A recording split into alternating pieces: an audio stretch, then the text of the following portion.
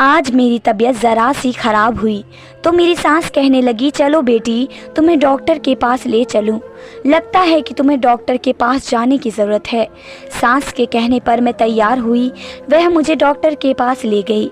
उन्होंने मेरे टेस्ट किए, फिर बोली तुम्हारा अल्ट्रासाउंड करना पड़ेगा। बिना चेकअप के रिज़ल्ट देख मैं कुछ नहीं कह सकती।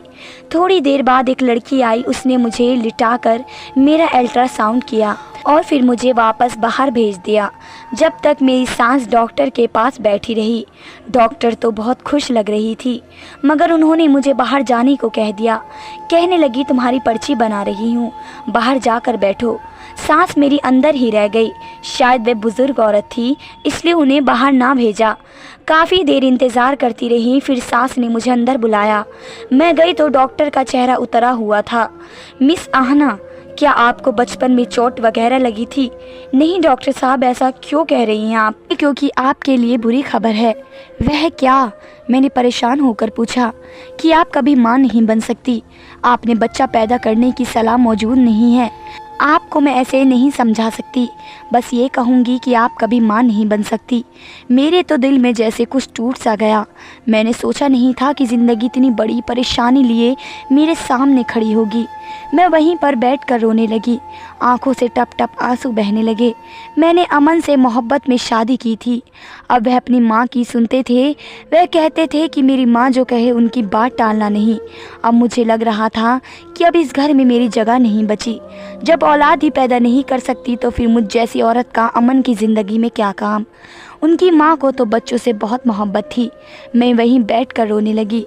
दिल चाह रहा था कि ज़मीन फट जाए और मैं इसमें समा जाऊं, आँख हमेशा के लिए बंद हो जाए। रो रो कर मेरा बुरा हाल हो गया। सास ने तसल्ली दी, बेटी फिक्र क्यों करती हो, मैं तुम्हारे पति को कुछ नहीं बताऊंगी। सास के इस रवैये पर मैं हैरान रह गई। वैसे तो वह बहुत सख्त औरत थी, लेकिन आज उनका रवैया हमदर्दी वाला था। कुछ वक्त बाद वह बोली, बेटी अगर तुम कहो तो मैं तुम्हें एक जगह ले जाऊं जहां मैं तुम्हें ले जाना चाहती हूं। वहां जितनी भी औरतें आती हैं उनके साथ कोई भी मसला हो या फिर बच्चे मरे हुए पैदा हों, उनकी दवाई से सब ठीक हो जाता है। वह सिर्फ 7 गोलियां देती हैं और उसके बाद तुम्हारे घर में खुशखबरी पक्की। यह डॉक्टर लोग तो झूठ बोलते हैं, उनको तो बस अपना पैसा कमाना है। इस डॉक्टरनी का ख्याल होगा कि मैं तुम्हारा महंगा इलाज करवाऊं, तभी ऐसी बातें कर रही है। मगर तू फिक्र ना कर, मैं तुझे एक दाई के पास लेकर जाऊंगी। इसी की गोली खाकर तू एक नहीं बल्कि कई बच्चे पैदा करेगी। सास की बात सुनकर मैं खुशी से खिल उठी। उन्होंने बताया कि बेटी निशा को भी उन्हीं के पास लेकर गई थी। दाई की 7 गोलियां खाने के बाद वह इसी महीने प्रेग्नेंट हो गई। मेरे दिल में उम्मीद की किरण जाग गई। शाम को सास ने कहा कि मेरे साथ दाई के पास चलना। बेचैनी से शाम का इंतज़ार कर रही थी। शाम हुई तो सास ने मुझे चादर ओढ़ने को कहा। हम लोग दोनों दाई के मकान पर पहुँचे। दाई के पास वाकई कई औरतें बैठी थी। उन औरतों में से 45 के साथ मैंने बात की तो पता चला कि वह भी उस औरत की 7 गोलियों से ठीक हुई हैं और यह है कि उनके बच्चे भी पैदा हुए। यह सुनकर मेरी तो सारी फिक्रमंदी जाती रही कि अब इतनी औरतों का इलाज हो चुका है। मेरी तो शादी को भी 2 महीने ही हुए हैं। बहरहाल दाई के पास गई तो उन्होंने प्यार से मुझे दम किया और फिर 7 गोलियां मुझे देकर बोली, बेटी ये गोलियां पाबंदी से खा लेना, उनमें से एक भी छूटने ना पाए। और हाँ, साथ में जो भी कहूँ वह करना होगा। मेरी सास ने कहा, आप मुझे बताइए, मैं इसका अच्छे से ख्याल रखूँगी। यह मेरी बहू है, मेरी जिम्मेदारी है। यह सुनकर मुझे अपनी सास पर बड़ा प्यार आया कि किस कदर का ख्याल रखने वाली हैं। वरना औरतें अपने बेटों की दूसरी शादी करवाने पर तुली होती हैं, कभी किसी बहू के किसी नुक्स को बर्दाश्त नहीं करती। जबकि मेरी सास मुझे खुद डॉक्टर के पास लेकर आई। घर आकर मेरी सास ने मुझे एक पुड़िया पकड़वाई जिसमें सफ़ेद रंग की छोटी छोटी गोलियां थी और यह तादाद में 7 थी। कहने लगी, मैं रोज़ाना रात को तुम्हें दूध ला कर दूंगी, तुम दूध के साथ यह गोलियां खा लेना और खबरदार इसके बाद बिस्तर से मत उतरना, सीधा सो जाना। जानती हो ना, दवा के असर के लिए सोना ज़रूरी है। जी समझ गई, मैंने सर झुका लिया। मेरी सास कमरे से चली गई तो मैं बैठी सोचने लगी कि ऊपर वाले ने मुझे किस कदर मेहरबान औरत सास के रूप में दी है, जो बिल्कुल माँ जैसी है। थोड़ी देर बाद अमन आ गए। मैंने उनसे इस बात का जिक्र नहीं किया। वह भी कुछ ना बोले, जैसे उन्हें मेरी किसी बात से कोई फ़र्क पड़ता हो। जब यह पता चलता कि मैं कभी माँ नहीं बन सकती तो उनके चेहरे का रंग उड़ते ज़रूर देखा था। इसी रात मैंने एक सफ़ेद गोली मुंह में रख ली, मगर गोली मुंह में रखते ही मेरी तबीयत ख़राब होने लगी। ऐसा लगा जैसे मैंने कोई अजीब जहरीली चीज़ खा ली हो, मगर फिर अपनी औलाद के लिए मुझे इतना तो करना ही था। मैंने बड़ी मुश्किल से यह गोली अपने हलक से उतारी। अब बस इंतज़ार कर रही थी कि कब ये गोलियां पूरी हो और कब मैं अपने पति को खुशखबरी दूं। 2-3 दिन खैरियत से गुजर गए, मगर एक बात से मैं बहुत ज़्यादा परेशान थी कि मैं जब भी सुबह उठती मेरी कमीज़ पर काले रंग के दाग लगे होते। उन दागों के निशान भी समझ नहीं आते कि ये कैसे लगे हैं। इसके अलावा मेरा सर भारी होता और पूरे जिस्म में दर्द होता। इस चीज़ ने मुझे परेशान कर रखा था, मगर मैं अपनी सांस से कुछ ना कहती, कहीं वे दोबारा मुझे किसी डॉक्टर के पास ना ले जाएं। वैसे भी वे मेरा बहुत ख्याल रखती थी। आज मैं बहुत खुश थी क्योंकि मेरा कोर्स पूरा होने वाला था। मेरे पास अब सिर्फ आखिरी गोली रह गई थी। मैं रात हुई तो सोचने लगी कि आज आखिरी गोली खा कर सो जाऊंगी। इसके बाद शायद जल्दी ही मुझे खुशखबरी सुनने को मिल जाएगी। इसी खुशी में गोली मेरे हाथ से गिर गई। रात का वक्त था, कमरे में हल्का हल्का अंधेरा था। मैंने गोली ढूंढने की बहुत कोशिश की, मगर वह मुझे कहीं ना मिली। फिर मैं जाकर टॉर्च ले आई, बेड के नीचे हर जगह देख लिया, मगर मेरी गोली गुम हो गई। मुझे बड़ा अफसोस हुआ और ख़ुद को सोचने लगी कि आज तो आखिरी दिन था, सारा कोर्स ही ख़राब हो जाएगा। काश मैं गोली खा लेती तो मेरे साथ ये मसला न होता।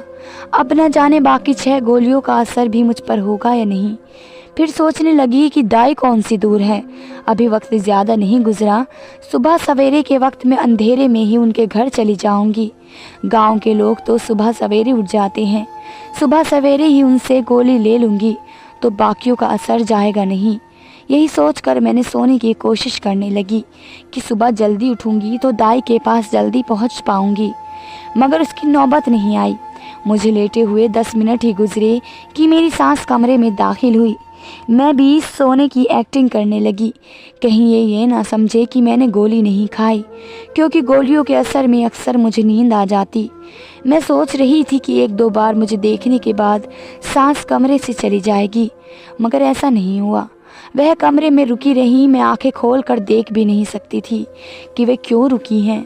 थोड़ी देर गुजरी थी कि एक जानी पहचानी खुशबू मेरी नाक से टकराई।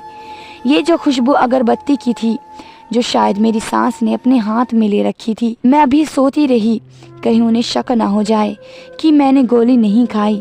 लेकिन जब उन्होंने अगरबत्ती की राख मेरे सर पर और पेट पर गिराई तो मुझसे रहा नहीं गया। गरम गरम राख जब मेरे कपड़ों पर पड़ी तो मुझे खौफ सा महसूस हुआ। मैं एक ज़ोरदार चीख मार कर उठ बैठी। मुझे लग रहा था जैसे मैं कोई डरावना ख्वाब देख रही हूँ। अपने सामने अपनी सांस को देखकर तो मेरे जैसे दिल ही उछल कर हलक में आ गया। उन्होंने काले रंग का लिबास पहना हुआ था और माथे पर लाल रंग का टीका था, जिसे देखते ही मेरी रूह फना हो गई। लगता था कि वे कोई जादूगरनी है जो अपने जादू में मसरूफ़ है। मुझे उठकर चिल्लाता देखकर घबरा गई और बोली, खामोश होकर लेट जाओ, अभी मुझसे सवाल जवाब मत करना। उन्होंने मुझे सख्ती से हुक्म दिया कि मैं लेट जाऊं, मगर मैं यूं नहीं कैसे लेट जाती। मुझे अजीब सा महसूस हो रहा था। उनके इस जादू से मुझे उलझन हो रही थी। कमरे में फैली बदबू से मेरा दम घुट रहा था। इससे पहले कि मैं चीखती चिल्लाती, मेरी सास ने मेरे मुंह पर हाथ रखा और मुझे घसीटती हुई पीछे वाले कमरे में ले गए। ये कमरा घर की बाईं तरफ बना हुआ था। उस कमरे में कोई आता जाता नहीं था। बहुत ही ज़्यादा अंधेरा कमरा था, जिसे देखकर मैं वैसे भी डर जाती थी। उन्होंने मुझे यहाँ बंद कर दिया। मेरे मुंह में कपड़ा ठूस कर बाहर से ताला लगा कर चली गई। ये देखकर मेरे पैरों तले ज़मीन निकल गई और मेरा बुरा हाल हो गया। मेरी आंखों से आंसू बहने लगे। सोचने लगी मुझे यहाँ क्यों बंद कर दिया। रोती चीखती चिल्लाती रही, मगर किसी ने मेरी आवाज़ न सुनी। मैं तो जानती थी कि यहाँ मेरी आवाज़ सुनने वाला कोई नहीं, क्योंकि ये कमरा घर के पिछली तरफ था। मैं अपने पति अमन को कोसने लगी, जिसने मेरा ख्याल नहीं किया, मुझे यूँ अकेला छोड़ दिया। पूछने तक नहीं आया कि मैं उसका इंतज़ार दिन भर करती रही, मगर उसने मुझे पलट कर नहीं देखा। लग रहा था जैसे इस जादू में वह भी अपनी माँ के साथ शामिल हो और इसी मेरी कोई परवाह नहीं। इसी इंतज़ार में थी कि तकरीबन शाम के 4 बजे अमन ने अपनी शक्ल दिखाई। कहने लगा, तुम यहाँ पर हो मैं जानता हूँ, मगर तुम्हें सब्र से काम लेना होगा। इसके पीछे छिपी सच्चाई तुम नहीं समझ सकती। मैं अमन को देखते ही फूट पड़ी। यह कौन सी सच्चाई है? तुम पागल तो नहीं हो? तुम्हारी माँ ने अजीबोगरीब जादू करने के बाद मुझे यहाँ बंद कर दिया, जबकि तुम जानते हो मैं तुम्हारे बच्चे की माँ बनने वाली हूँ। मैं जानता हूँ, तुम्हारी रिपोर्ट देख चुका हूँ। तुम्हारी माँ बनने का इसी दिन पता चल गया था जब तुम डॉक्टर के पास गई थी। अच्छा वाकई? तो फिर तुमने मुझे बताया क्यों नहीं? तुम्हारी माँ ने मुझसे यह बात क्यों छुपाई और मुझे बांझपन की गोलियां क्यों दी? बताता हूँ, सब बताता हूँ। अमन ने हाथ के इशारे से मुझे बैठने को कहा। मजबूरन मैं बैठ गई। इसके सिवा और कोई चारा नहीं था कि मैं उनकी बात सुन लूं, मगर मेरे दिल पर डर सवार था। मैं उनके पांव पड़ गई। ऊपर वाले के लिए अमन मुझे यहाँ से निकालो। इसके बाद जो तुम कहोगे, जो तुम्हारी मर्जी कर लेना। यहाँ मेरा दम घुट रहा है। घबराओ नहीं, मैं तुम्हारे साथ हूँ। अमन ने मुझे तसल्ली दी। अमन ने कहा, मेरी माँ को तुम जानती हो कितनी कड़क औरत है।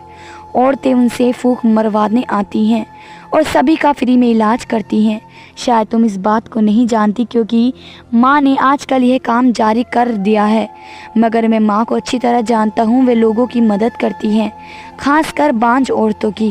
वह चाहती हैं कि कोई औरत उनके दर से खाली न जाए। जैसे दाई है, माँ वैसे ही बनना चाहती हैं, और इसके लिए उनको एक जादू करने की ज़रूरत है। उन्होंने जब मेरी शादी तुमसे करवाई तो मुझसे वादा लिया था कि मैं अपनी मर्ज़ी से शादी तो कर रहा हूँ, मगर शादी के बाद उन्हें तुम पर इस जादू की इजाज़त दूँ। बस इसी वजह से मैं उनसे बात नहीं कर सकता, क्योंकि उन्होंने मेरी बात मानी थी।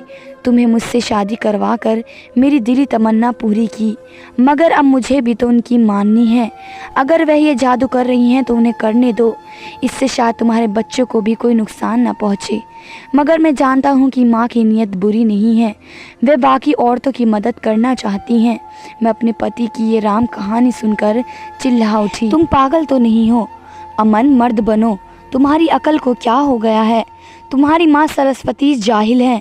उनको यह तक नहीं पता कि एक औरत के साथ झूठ बोलकर उन्होंने कितना बड़ा गुनाह किया है। अरे वे क्या लोगों की मदद करेंगी? वे तो अपने बेटे की नस्ल ख़त्म करने पर तुली हैं। अगर मैं बांझ नहीं थी तो मुझे वे खतरनाक गोलियां खिलाने की क्या ज़रूरत थी? और तुम कैसे बाप हो? तुम अपनी औलाद की भी फिक्र नहीं? क्या ये बच्चा चला जाए तो तुम्हें कोई दुख नहीं होगा? अमन ने इत्मीनान से कहा। मुझे दुख नहीं होगा। ऊपर वाले ने एक दिया है तो वो और भी देगा। तुम सब्र करो। वैसे भी तुम्हारा तो अभी पहला महीना है। कौन सा ये बच्चा इस दुनिया में आ गया है? अमन में कोई बात नहीं जानती। बच्चा दुनिया में नहीं आया तो इसका ये मतलब नहीं कि तुम इसके अपने हाथों से मार डालो। तुम्हें ये बात समझनी चाहिए कि तुम्हारी माँ जो कर रही है वह सरासर गलत है। मैं अपने बच्चों को किसी को हाथ भी नहीं लगाने दूंगी। तुमने जो करना है कर लो। तुम्हारी माँ के हाथों कुर्बानी का बकरा नहीं बनूंगी। मैंने उससे कहा। अमन ने मुझे वहीं बंद किया और वह भी चला गया। बेवफा की इस हरकत पर मैं तो हैरान रह गई। सोचा नहीं था कि वह इस कदर पत्थर दिल हो जाएगा। 3 घंटे बाद वह दोबारा आया। फिर मुझे वही बात समझाने लगा। बोला, माँ को जादू करने दो, सब लोगों की भलाई के लिए कर रही हैं। इसके बाद तुम जो चाहो करो, वे मैं तुम्हारी हर बात मानूंगा, लेकिन मुझे माँ के सामने शर्मिंदा मत करो। अमन ने मेरे सामने हाथ जोड़ दिए। मगर औलाद की मोहब्बत औरतों के लिए सबसे बढ़कर होती है। नहीं अमन, तुम जो मर्जी कहो, मैं औलाद का गला नहीं घोट सकती। अपनी माँ से कह दो कि जब तक मैं ज़िंदा हूँ उन्हें ये जादू नहीं करने दूंगी। मैं गुस्से में दहाड़े अमन पत्थर बना मुझे देखने लगा, जैसे उसे यकीन ना आ रहा हो कि मैं अपनी औलाद से कितनी मोहब्बत करती हूँ। वह उसी वक्त कमरे से उठा और बाहर चला गया। मुझे सांस के चीखने की आवाज़ें आईं। फिर वह भागा हुआ मेरे कमरे की तरफ आया। जाओ, निकल जाओ घर से। जितनी दूर जा सकती हो चली जाओ, वरना माँ तुम्हारी जान ले लेंगी। फिर अमन ने मुझे अपने एक दोस्त के घर का पता दिया और मुझे रोड तक छोड़ने भी आया। बोला, कुछ दिन यहाँ रहो, मैं खुद तुम्हें यहाँ से लेने आऊँगा। माँ का जुनून सर पर सवार हो चुका है, तुम्हें नहीं छोड़ेंगी। अमन की बात दुरुस्त थी। सुबह के वक्त मैं अपना ज़रूरी सामान लेकर अपनी सास के घर से चली गई। मैं दिल ही दिल में दुआ कर रही थी कि जहाँ जा रही हूँ उन लोगों का रवैया मेरे साथ अच्छा रहे। वहाँ पहुँची तो उन्होंने मेरे साथ बहुत अच्छा अच्छे से स्वागत किया। शायद मेरे पति ने उन्हें पहले से बता दिया था कि मैं आ रही हूँ। उन लोगों के घर मुझे किसी किस्म की कोई तकलीफ़ नहीं हुई। मैं आराम से 6 महीने बाहर ही। उस दौरान अमन ने मेरी खबर न ली। मेरी उम्मीद टूटने लगी। लगता था जैसे वह कभी पलट कर नहीं आएगा। मगर फिर एक दिन जिसके घर में मैं रहती थी, उन्होंने मुझे खबर दी कि मेरा पति मुझे लेने आ रहा है। मैं खुशी से फूले नहीं समा रही थी। मेरा आखिरी महीना चल रहा था। उन दिनों औरत को पति की ज़रूरत होती है। वे अपना सुख दुख उसी से कहती हैं, अपनी तकलीफ़ का साथी बनाती हैं। अमन आए तो उनके चेहरे पर परेशानी थी। काफ़ी अरसों के बीमार और परेशान लग रहे थे। आते ही मेरे आगे हाथ जोड़ दिए, मुझे माफ़ कर दो, मेरी माँ को भी माफ़ कर दो। अमन तकरीबन रोने को आए थे। अमन क्या हुआ है, आप यूं क्यों रो रहे हैं? तब अमन ने मुझे बताया कि माँ को उनके किए की सज़ा मिल गई। उनके साथ जो हादसा हुआ, इसने उनकी हालत बिगड़ गई। वे अपना दिमाग खो चुकी हैं और अब अजीबोगरीब बातें करती हैं। लोग उन्हें देख देख कर हंसते हैं और वे ज़िंदगी मौत की कशमकश में हैं। अमन की बात ने मुझे परेशान कर दिया। अपने पति की बातें सुनकर मैंने अपनी सास को माफ़ कर दिया। माफ़ करने में ही भलाई है। ज़िंदगी के आखिरी दिनों में मैंने उनकी भरपूर खिदमत की। वे मुझसे बार बार माफ़ी मांग रही थी, मगर उन्होंने न जाने किस किस का दिल दुखाया था कि उनकी मौत इंतहाई तकलीफ़ से हुई। उनकी जान जैसे किसी कांटे में अटकी हुई थी। ये हालत देखकर मुझे भी बहुत दुख हुआ। मैंने दिल में पक्का इरादा कर लिया कि मैं कभी ज़िंदगी में भूल कर भी इस इंसान का दिल नहीं दिखाऊंगी और ना ही कोई जादू टोना करूंगी। चाहे ज़िंदगी में मायूसी मिले, अगर किसी चीज़ की तमन्ना है तो उस पर ऊपर वाले से मांगना चाहिए। इंसान ये जादू टोना करके कुछ हासिल नहीं कर सकता।